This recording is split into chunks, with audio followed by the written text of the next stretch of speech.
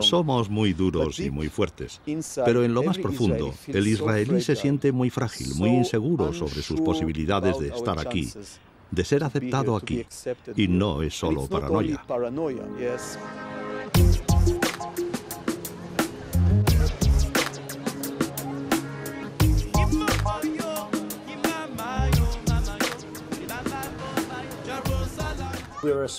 Somos un país pequeño, rodeado de pueblos y países grandes que no nos quieren aquí. Querrían deshacerse de nosotros. Los israelíes se sienten por eso amenazados y débiles.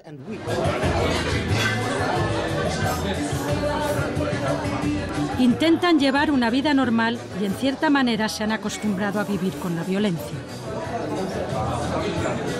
La gente acá le gusta disfrutar de día porque no sabemos cómo va a pasar el otro día siguiente. Hay mucha noche.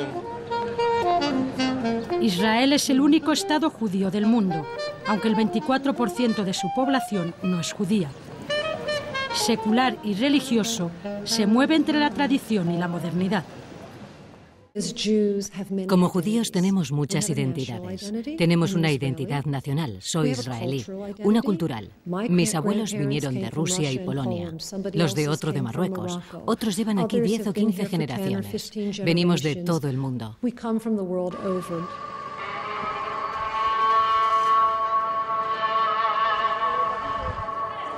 Que este crisol de razas se logra de todas formas conformarse como un Estado. Y a pesar de las divergencias y todo, sigue siendo un país. Es realmente un volcán de ideas, de mentalidades, de impulsos y deseos. Así es como deberíamos mirarlo. Es la única manera de empezar a descodificar a Israel.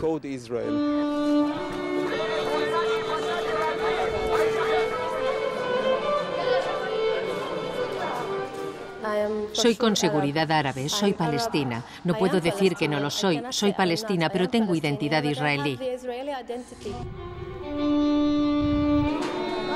Un 20% de los casi 7,5 millones de habitantes de Israel son árabes palestinos. La sociedad, conformada por judíos seculares, ultraortodoxos o tradicionalistas y por musulmanes, cristianos, beduinos o drusos, se ve atrapada entre los muros de su propia historia. Es un mosaico de múltiples caras, tantas como las más de 100 naciones de las que proceden, y de trasfondo el eterno conflicto.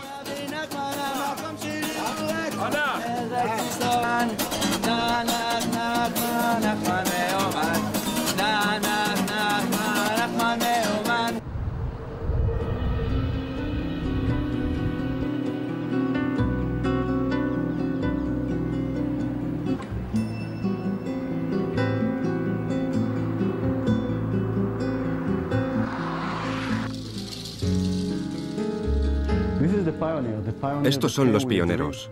Llegaron con el sueño de construir un nuevo modelo de vida, un nuevo modelo de personas. Fue hace un siglo, nos cuenta Shai, presidente del primer kibutz de Gania. Palestina estaba entonces bajo dominio otomano. Los pioneros eran judíos de Europa, dispuestos a repoblar la tierra de sus antepasados. En kibutz como este nacieron o vivieron muchos de quienes jugarían un papel fundamental en la historia del nuevo país.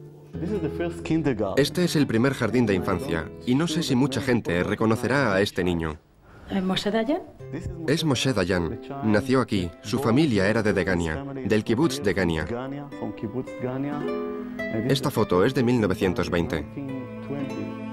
Con el tiempo ese niño se convertiría para los israelíes en un héroe militar. Era reconocible por su parche en un ojo. El movimiento de los kibutzim combinaba el sionismo y el socialismo y pregonaba la solidaridad, la igualdad y la propiedad comunal de la riqueza. Nina, a sus 72 años, rememora esa idea romántica que causaba admiración en muchos jóvenes del mundo. En el pasado veían a los miembros de los kibutz como los reyes de la tierra. Se creía que eran los mejores en el ejército, en la seguridad, en la defensa, en solidaridad. Tenían ambición por ser los mejores. Los kibutzim siempre han puesto énfasis en la educación, la sanidad, el cuidado de sus mayores. Todo se compartía. Los niños dormían incluso juntos. Hoy viven con sus padres. En las últimas décadas se enfatiza más el logro individual y muchos de sus miembros trabajan fuera. Se ha ido hacia la privatización. La agricultura se combina ahora con empresas industriales y de servicios como fuentes de ingresos. Después de todas las reformas habidas en los kibutz, cada vez hay más gente joven que lo ve como una vida atractiva. Es distinta de la esencia original, de la idea original, pero todavía sigue siendo un lugar muy atractivo en cuanto al cuidado que hay con los niños y a las cosas que brinda un kibutz.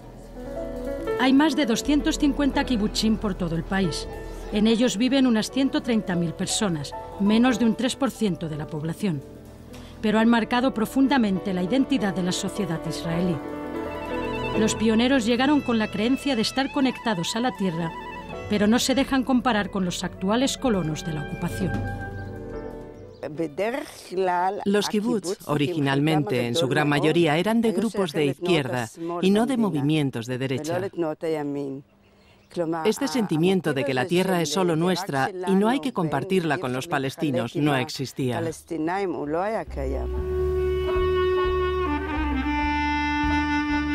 Este árbol en Degania fue plantado con una declaración de esperanza en que el joven país, al igual que el árbol, diese frutos y riqueza. Era el 14 de mayo de 1948, día en que Ben Gurión proclamó la independencia de Israel.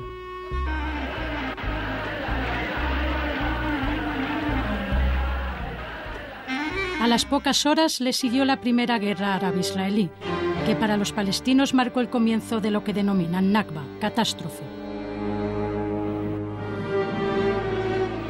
Unos 700.000 árabes palestinos huyeron o fueron expulsados, y muchos pueblos y aldeas árabes fueron destruidos.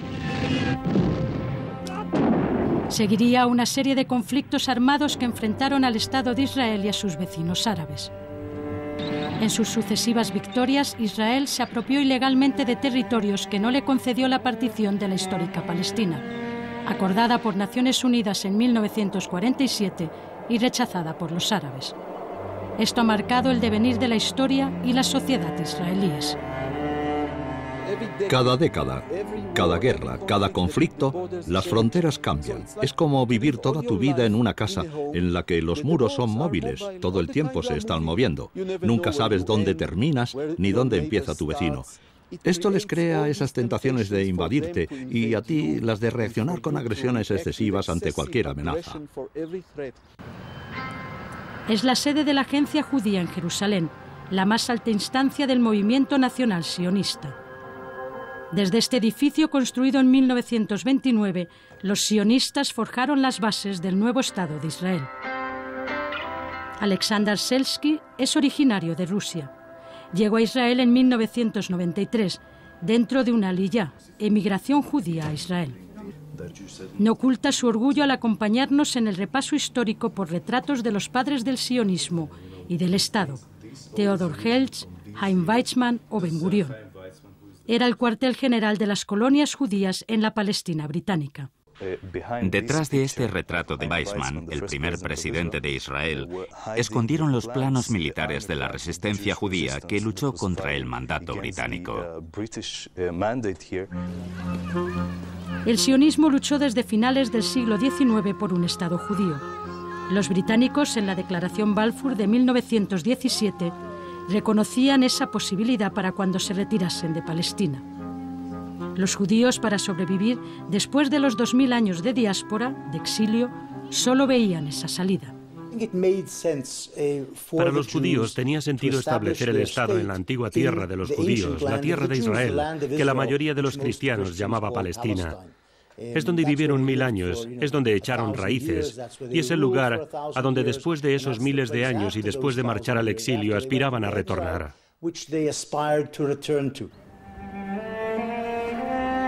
Recordando el pasado, configurando el futuro, es el lema de Yad Vashem, que salvaguarda el recuerdo de los 6 millones de judíos muertos en el Holocausto. La llama eterna brilla en su memoria.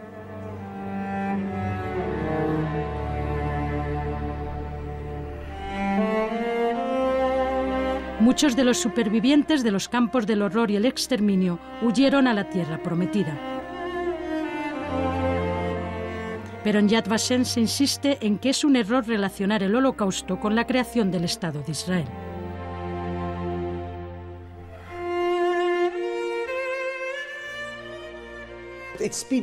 Aceleró el proceso, pero creo que el sionismo estaba ya tan avanzado y la comunidad judía era ya tan amplia al empezar el Holocausto que habría habido un Estado judío aquí incluso sin el Holocausto probablemente. Las sucesivas aliyás, inmigraciones judías a Israel, cumplen con el objetivo de que haya una mayoría judía. La agencia judía las promueve. Los recién llegados reciben ayuda para comenzar en su nuevo país. Los más difíciles de integrar han sido los judíos etíopes. Vienen de unas condiciones extremas de precariedad y miseria, prácticamente analfabetos. Nosotros aquí les enseñamos costumbres y educación sobre los mandamientos, limpieza, orden, adaptarse al entorno, al pueblo de Israel y todo lo demás. En el centro de acogida nos encontramos con Adane. Tiene 2 hijos. Su mujer murió en Etiopía. Allí él era maestro. Su madre era judía, su padre no. Nos cuenta que Dios habló con los judíos para que vinieran. Yo tengo hijos y pienso quedarme en Israel. ¿Por qué? Amo a Jerusalén y a Israel. La inmigración de los judíos de la ex Unión Soviética ha supuesto un aumento del 25% de la población y no solo no resultó problemática, sino enriquecedora. La más importante es la inmigración de la antigua Unión Soviética. Vinieron más de 1 millón de judíos a lo largo de 10 años. En la Unión Soviética no podían aprender hebreo, no podían celebrar fiestas judías, no podían ser judíos en ningún sentido nacional ni religioso. Y vinieron a Israel con grandes deseos. Han creado sus tiendas, sus colegios, incluso un canal de televisión, el único en lengua rusa. En él trabajan casi 250 personas. Se inauguró en el 2002. Es privado. Su director y casi todos los trabajadores son de origen ruso. Dirigido a los inmigrantes rusos, ofrece sobre todo información de su interés y que les ayude.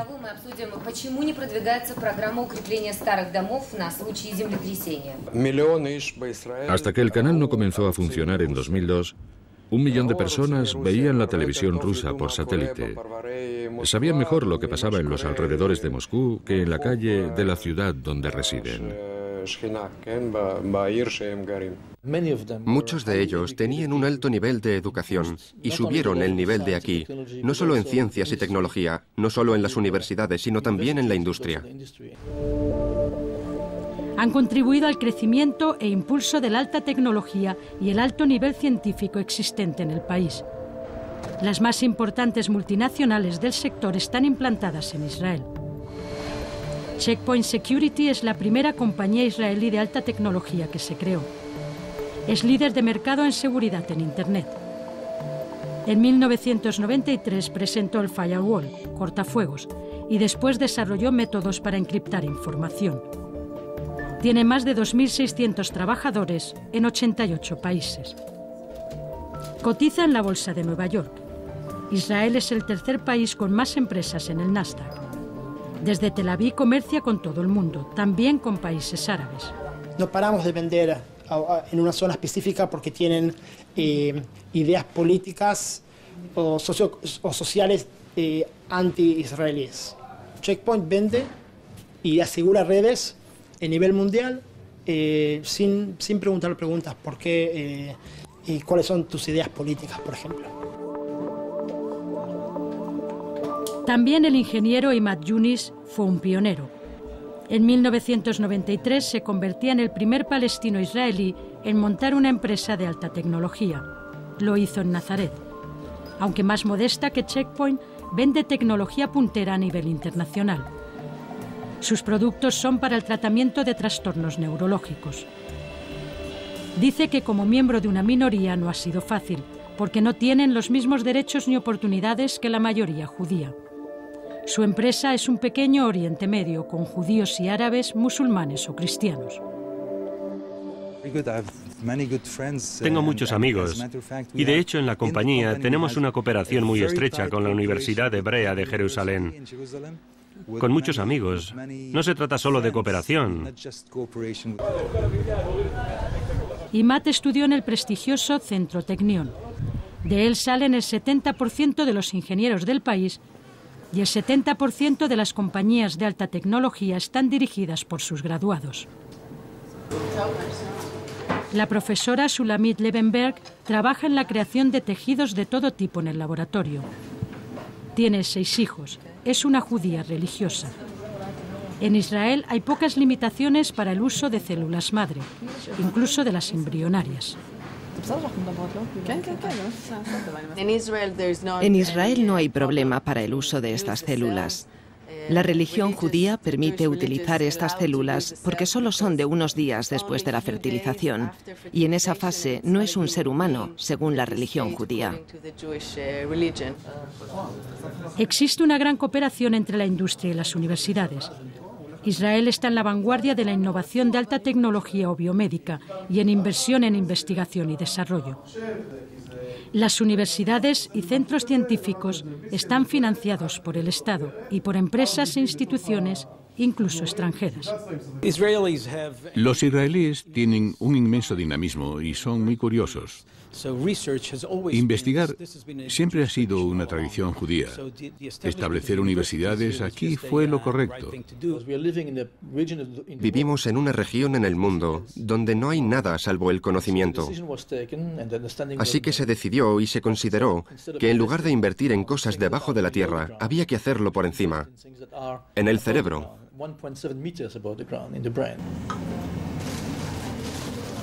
Una política que se impulsó en los 70 y se desarrolló en los 80 del pasado siglo. Las universidades israelíes están entre las mejores del mundo en matemáticas, física, química o economía. Aquí investiga y trabaja la Premio Nobel de Química de 2009, Ada Yonath, una eminencia en biología estructural. Ada Yonath, de 70 años y pacifista, quiso que nuestro encuentro se celebrase en el laboratorio donde en su día investigaba Chaim Weizmann, químico y primer presidente del país, y cuyo nombre lleva ahora el centro. Yonath es la 5ª Premio Nobel israelí en Ciencias o Economía desde el 2002. No creo que pueda decir que es por ser israelí o mujer, o si quiere por ser abuela. Es un logro para la ciencia. Dice que las ansias de los judíos de la diáspora de ser mejores no eran por tradición, sino por supervivencia.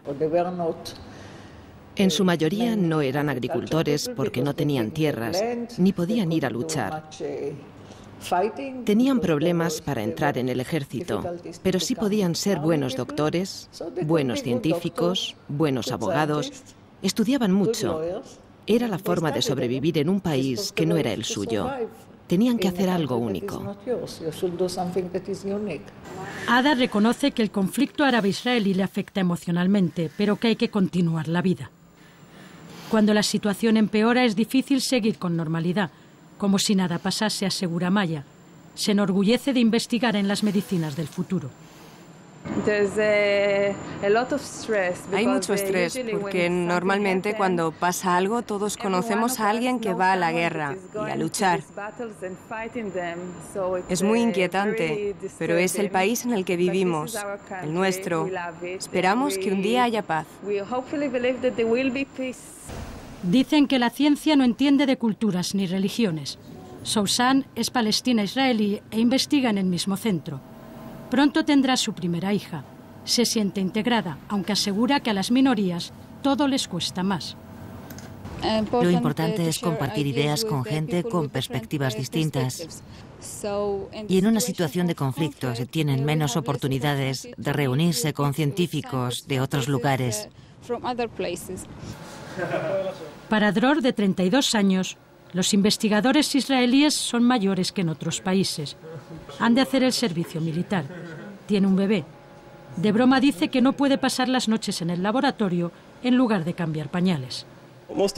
La mayoría de nosotros somos reservistas del ejército. Una vez al año nos sacan del laboratorio y vamos a vigilar las fronteras.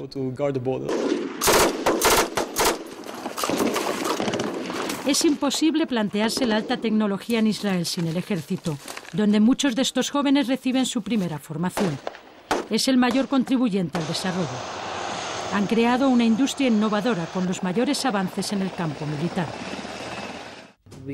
Tenemos que estar preparados, tenemos que defender a nuestros hijos en este estado y por eso, de momento, para protegernos, necesitamos mucho más que un ejército profesional. Precisamos que todo el mundo se implique. El ejército es una parte integral de la sociedad israelí. 180.000 militares integran las fuerzas regulares. Hay otros 400.000 en la reserva. Es obligatorio para judíos y drusos, pero no para los ultraortodoxos ni para los árabes. Es el más potente de la región y está considerado uno de los mejores del mundo, aunque la última guerra del Líbano del 2006 frente a Hezbollah se saldó con su retirada del país vecino. Hombres y mujeres hacen juntos el servicio militar. 3 años los hombres, casi 2 las mujeres. Luego pasan a la reserva. Israel es uno de los países del mundo que más gasta en defensa. ¿Cómo sería la economía si no hubiese habido ese enorme gasto en defensa? La economía habría sido mucho más exitosa, incluso mucho más de lo que es. Pero el ejército no está exento de críticas. En su pasada ofensiva en Gaza causó más de 1.400 muertos palestinos. El informe Goldstone le acusa como a Hamás de crímenes de guerra. Las fuerzas de defensa israelíes están muy tristes por el hecho de que el mundo vea a Israel como un país que hace un uso exagerado de la fuerza. No es el caso. Nos encontramos sencillamente en una situación en la que combatimos a guerrillas, a terroristas, y a veces no hay otra opción. En el 2004, un grupo de veteranos decidió romper el silencio y denunciar los abusos y violaciones de derechos humanos cometidos por el ejército. Quieren estimular el debate sobre el precio moral que la sociedad paga por la ocupación. Han denunciado saqueos, robos o abusos morales y físicos. En el ataque a Gaza también el uso de munición de fósforo blanco. No se consideran traidores. Dicen que la sociedad ignora lo que ocurre. El sentimiento es, mientras estemos a salvo, mientras estemos seguros, no queremos saber qué ocurre al otro lado. Solo queremos sentir que el ejército nos protege y si sentimos eso, entonces que hagan lo que quieran. A sus 18 años, Yara ha sido llamada a filas, pero ha dicho no. Tendrá que pasar unos meses de cárcel militar. Sus padres y su hermana mayor sí hicieron el servicio militar, pero cuenta con su apoyo. Se declara pacifista y objetora de conciencia. No se considera una traidora, pero no ir al ejército no está bien visto en Israel. Desde el jardín de infancia te hablan del ejército y los oficiales y soldados en los colegios cuentan lo bueno que es el ejército. Te educan y te enseñan para ir en su día a las Fuerzas Armadas. También en B'Tselem luchan para que el Estado sea democrático y actúe de acuerdo a la ley. Trabajan por los derechos humanos de los palestinos en los territorios ocupados. Reconocen que Israel tiene derecho a construir un muro de separación, pero no dentro de Cisjordania.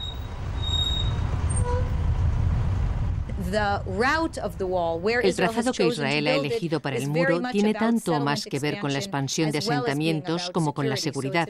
Es muy importante hacer una clara distinción entre el hecho en sí del muro y el donde ha optado Israel por construirlo.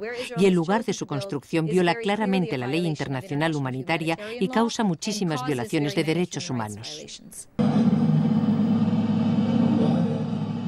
Los soldados detuvieron un hombre que estaba participando en la manifestación que se llama Ashraf Abu Rahma. Lo ataron los ojos y lo tuvieron por cuánto tiempo ahí, sentado. Es el oficial. Y mira el otro soldado ahora lo que está haciendo de una distancia cero. Lo está está tirando una bola de goma en su pierna.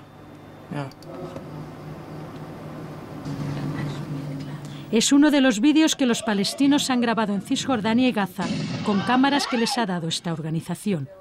Keren coordina el proyecto para que documenten la vida diaria y también las situaciones de violencia. Algunas denuncias han llevado a abrir investigaciones e incluso a los tribunales. Mira, los soldados que están entre los colonos no hacen nada para pararlos. Están tirando piedras y los soldados también están disparando. ¿Esos son disparos? Son disparos, sí. Son disparos de los soldados que habían ahí. No estaba contra los colonos, sino contra los palestinos. Los colonos están entre los más radicales y extremistas, como Yigal Amir, el asesino de Isaac Rabin, que reposa en el cementerio Herzl de Jerusalén. Su asesinato en 1995 ha marcado a una generación de jóvenes israelíes. La paz es su legado, reza el lema del monumento en recuerdo de Isaac Rabin en Tel Aviv. Yigal Amir consideraba un traidor al antiguo primer ministro por buscar la paz. Una paz para cuya consecución los asentamientos, hay más de 120 en Cisjordania, y el casi medio millón de colonos son un gran obstáculo. A pesar de que violan la legalidad internacional, se han ido expandiendo cada vez más a lo largo de los años, también en Jerusalén Oriental. No aceptan un Estado palestino y muchos están dispuestos a todo para no ceder un metro cuadrado en su conquista. Llaman Judea y Samaria a Cisjordania.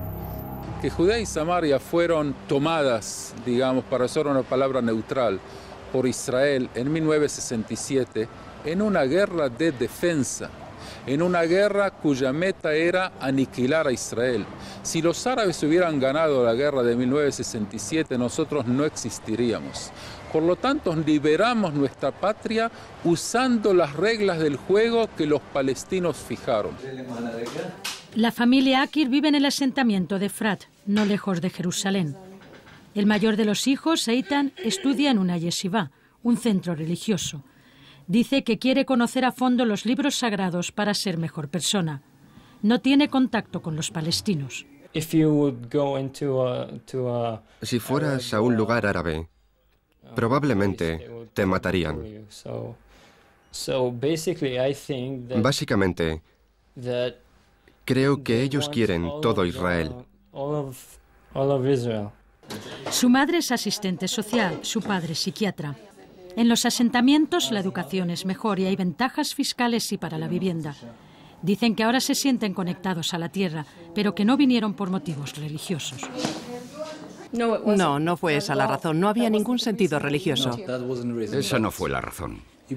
Pero después conectamos mucho. Hay aquí una comunidad y uno se implica en ella porque es un lugar pequeño. Y luego, cuando casi me mataron en la guerra, en la Intifada, en la carretera entre Jerusalén y Efrat, cuando experimentas la delgada línea entre la vida y la muerte, entonces aprecias cuál es el propósito de la vida.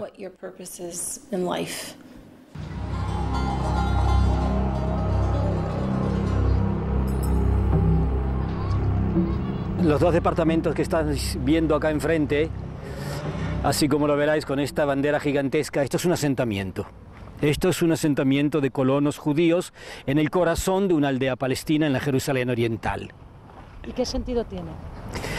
El sentido que tiene este asentamiento, al igual que todos los asentamientos, es poder venir y decir: ocupé la tierra, esto es mío, de esta forma yo estoy redimiendo a la tierra de Israel, estoy israelizando o judeizando a la Jerusalén Oriental. Los dos lados reclaman la ciudad de Jerusalén como su capital. Ciudad santa para las tres religiones monoteístas, la judía, la cristiana y la musulmana, es el corazón del conflicto. En el plan de partición del 47 quedaba bajo administración de las Naciones Unidas. Como sabe, Jerusalén es una ciudad unida. Ha estado unida en los últimos 42 años. No veo que eso vaya a cambiar con los años y no creo que nadie serio en el mundo, seguro que no en Israel, haya tomado eso en consideración. Israel ocupó el Jerusalén oriental en la Guerra de los 6 días y se lo anexionó en 1980. De forma ilegal declaró la ciudad su capital eterna e indivisible. En protesta, las embajadas de los países de la ONU se trasladaron a Tel Aviv. Jerusalén es un imán para el turismo, una importante fuente de ingresos y también centro de la disputa entre ultraortodoxos y laicos, la tradición y la modernidad.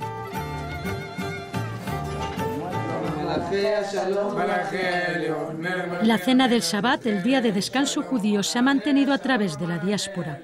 La celebran la mayoría, ortodoxos, laicos, reformistas.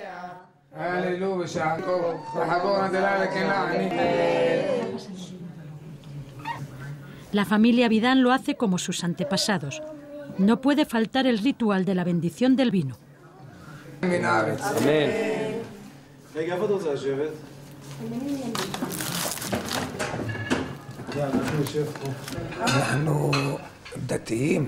Nosotros somos religiosos, pero no ultraortodoxos.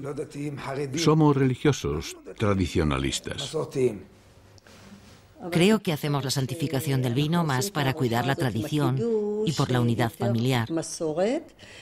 Toda la familia se reúne en el Shabbat y comemos juntos, y es importante hacer la bendición del vino.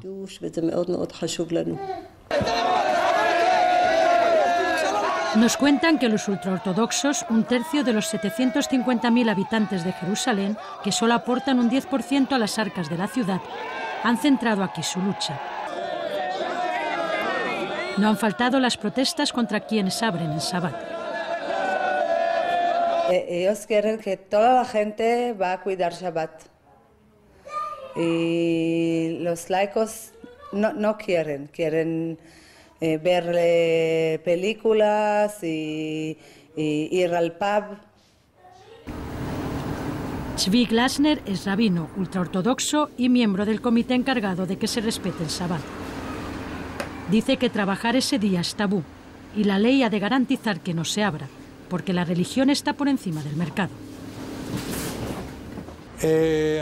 Los romanos, cuando vinieron, quisieron hacer un pacto con el reino de Judea y dijeron que no estaban de acuerdo con que los judíos perdiesen un día completo por semana, que no trabajasen. ¿Qué pasó con el tiempo? Todo el mundo aceptó la idea de un día a la semana de descanso. Tzvi reside en el barrio de los Haredim, ultraortodoxos, en Tel Aviv. En Israel hay 500.000 de ellos. No están obligados a ir al ejército, la mayoría no trabajan y dependen de subvenciones. Dedican su vida al estudio de los libros sagrados. Más de la mitad vive por debajo del umbral de la pobreza. Han ganado peso en el gobierno y en la política. Si nuestros hermanos no se comportan de acuerdo con nuestros principios y no cuidan la Torá, los judíos religiosos creemos que nos tenemos que preocupar de todos. Así que no estoy de acuerdo en separar la religión del Estado. Los sionistas pioneros partían de que la religión tendría una función secundaria. Ahora domina parte de la vida social y política. Solo existe el matrimonio religioso, pero se reconocen los celebrados en el extranjero. Se ha convertido en algo muy común acá, hacerse un saltito hasta Chipre, casarse ahí. En Chipre también ya tienen, desde el punto de vista turístico, ya tienen todo organizado, incluso el guía y todo, y en qué registro civil va a ser, y las parejas se casan ahí e inmediatamente vienen acá. Miles de jóvenes laicos han abandonado Jerusalén en los últimos años ante la presión de los ultraortodoxos. Para parar la sangría, la organización Despertar, que dirige Ofer, empezó a movilizarse. En las últimas elecciones entró en el ayuntamiento. Jerusalén es un microcosmos y aquí se dan todos los conflictos que luego pasarán a todo Israel. Y la lucha por el pluralismo que estamos librando aquí es importante, porque en el gobierno también tomarán una decisión sobre la separación entre la religión y el Estado. Los religiosos reformistas como Iris Weiner quieren ofrecer una alternativa para los judíos del siglo XXI. El movimiento reformista ha crecido. Iris es cantora. Llegó a Israel en 1973. En esta sinagoga reformista está al frente de un grupo de mujeres que se reúnen una vez al mes. Estudian la Torá y los libros sagrados, cantan o intercambian deseos y preocupaciones. Los objetivos de nuestra comunidad son ofrecer una alternativa liberal, una alternativa judía liberal para los israelíes que están acostumbrados al blanco o negro. O se es ortodoxo o se es secular.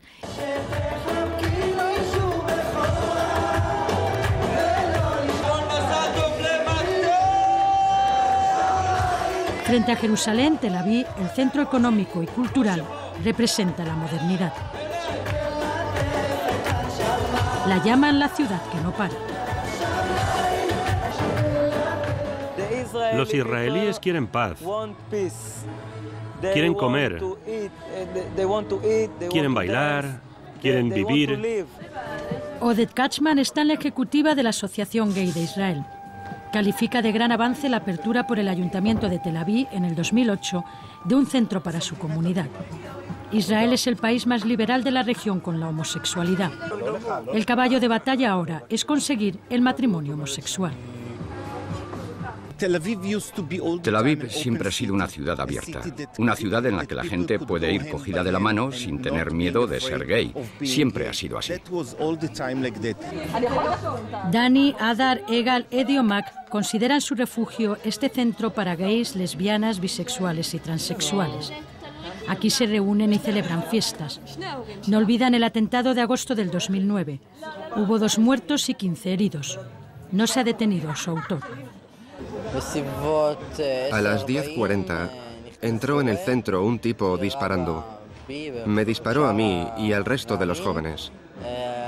Al principio no sentí nada. Luego vi sangre.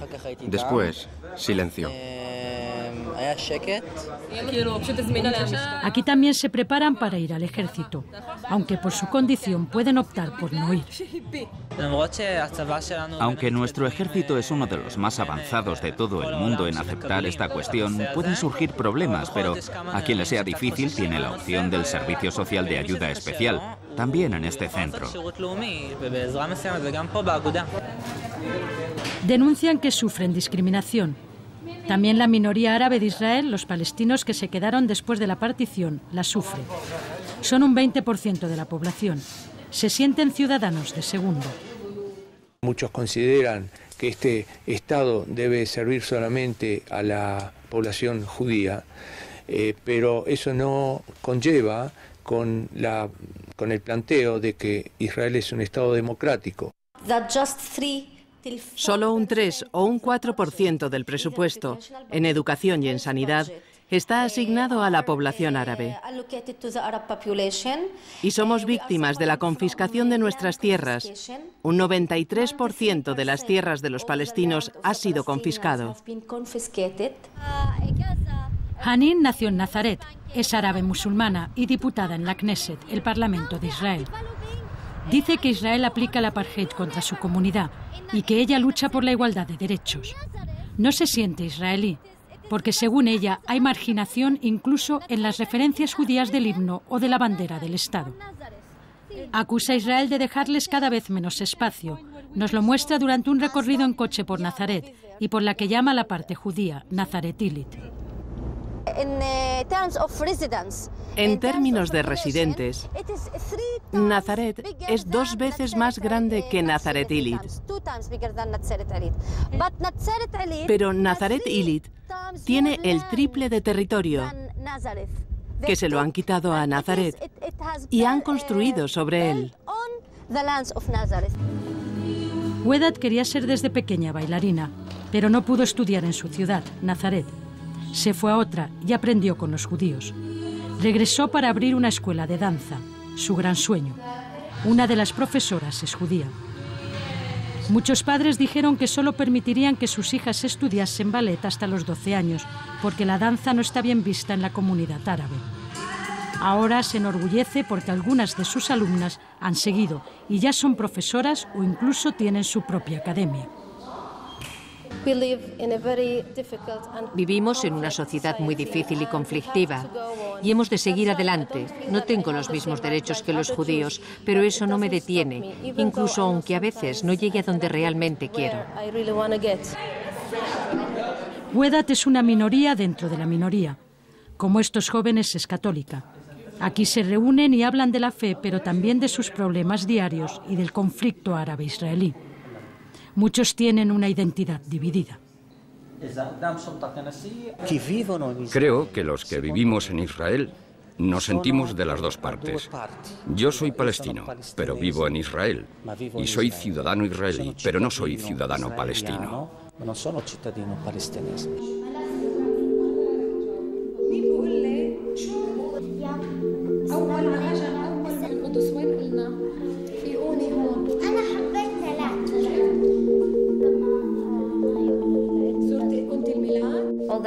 Los árabes no queremos ir al ejército porque sentimos que este no es nuestro país. Y no queremos matarnos entre nosotros. Si voy al ejército y mato a alguien, de una manera u otra, es mi familia. Todos somos árabes. Somos lo mismo. Cuando abrí la puerta, vi una imagen que toda familia en Israel conoce y sabe cuál es su contenido. Había 3 personas con cara seria, 2 de ellas con uniforme. Yo grité, nos venían a anunciar que Noam había muerto. En el camino se encontró con los soldados. Cuando los vio, le dio miedo y huyó. Los soldados corrieron detrás unos 50 metros. Después un soldado le disparó. La bala le pasó directamente del hombro al corazón. Aaron es judío, Yamil, palestino. Aaron perdió a su hijo en el frente, Yamil a su hermano en la intifada. Pero decidieron que llorar y compadecerse no era la solución. Hoy cuentan a estudiantes de un instituto israelí su experiencia. Les llaman a buscar la paz, a poner fin a la locura que les desangra. Aaron y Yamil pertenecen al Círculo de Padres o Foro de las Familias. Todos sus miembros han perdido a algún familiar. Son judíos y palestinos. Luchan juntos por una coexistencia que ellos demuestran día a día. Despedimos ese espíritu de que la reconciliación es posible, de que a pesar de que familias que han perdido a sus queridos a raíz de la guerra, son capaces de extender una mano de amistad y juntas tratar de construir una visión del futuro, un futuro de paz. El escritor David Grossman ha usado su mejor arma, la escritura, para conjurar los fantasmas del hijo caído. Perdió al suyo en la última guerra del Líbano, en el 2006. Apenas unos días antes, él y otros escritores habían exigido la retirada de Israel del país vecino. Su último libro, Como una premonición, lo empezó en el 2003. Trata sobre el miedo de las madres a perder un hijo. Para mí, la escritura es siempre el camino para estar en esta vida. Fue la forma de estar con él y con su pérdida. Y aún así, escoger la vida. Durante nuestro encuentro repite una y otra vez que la única salida es la paz. Reconoce que cuando uno nace y vive con la guerra, se acostumbra a ella y se incapacita para encontrar nuevas esperanzas, y que los israelíes creen protegerse instalándose en el culto a la fuerza. Los israelíes tendrán que cambiar, tienen que cambiar. Si quieren ser capaces de ir a sus vecinos, ofrecerles un acuerdo justo, han de superar estos miedos. No podemos dejar al ejército irse a casa y olvidarse. Es una región impredecible y poco fiable. Pero si dependemos solo del poder, aquí nunca tendremos paz ni vida.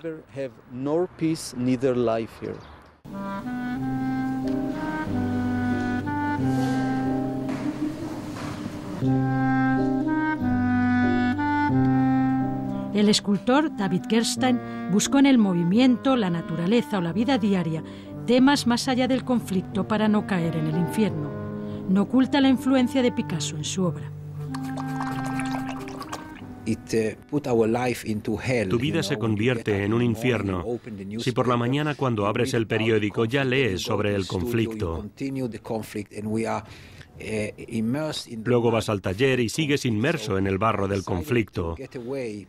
Yo decidí alejarme para mostrar otra parte de la vida diaria por la que lucha la gente. Una vida cuyo devenir estará de una u otra forma marcado por el conflicto mientras éste exista.